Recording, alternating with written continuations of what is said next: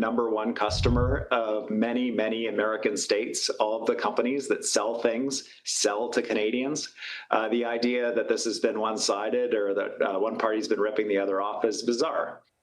That was the premier of British Columbia last night on the Daily Report, discussing the once friendly relationship between the U.S. and our neighbors up north. Yesterday, Canada hit back on President Trump's tariffs with retaliatory duties on about $20 billion worth of American goods. And CBS Money Watch reporter Megan Cerullo has been looking into this. So, Megan, good to have you on. Let's start with the move by Canada. What kinds of goods are facing increased tariffs, and by how much? These are tit-for-tat tariffs that range from 15% to 50% on roughly the same kinds of goods that the U.S. imposed tariffs on. So we have clothing, furniture, paper products. Seafood faces a 25% tariff. Lobster, a lot of other different kinds of crustaceans. Dairy products are subject to tariffs of up to 50%.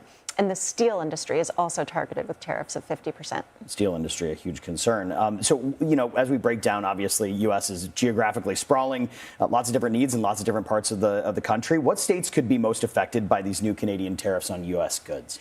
Like we just heard, Canada is the number one customer for 27 U.S. states' exports. I want to call out some states in particular that are heavily reliant upon trade with Canada. Vermont. 79% of its foreign dairy products that it exports are purchased by Canada. Maine, 70% of its seafood exports also go to Canada. And if you take Michigan, it exports 69% of its steel to Canada and 39% of its dairy. So that underscores what a crucial trade partner Canada is for the U.S. And certainly this could hit certain states harder than other states. So, you know, how might Canada's retaliatory tariffs hurt Canada itself? Is there any chance that this could backfire on them? As we've seen with tariffs in the U.S., they are a tax on businesses and consumers. And so if a Canadian restaurant is buying lobster from Maine that's subject to a tariff, that could get more expensive. Canada appears to be prepared to weather this, though, and has announced measures including loans for businesses and unemployment assistance for consumers.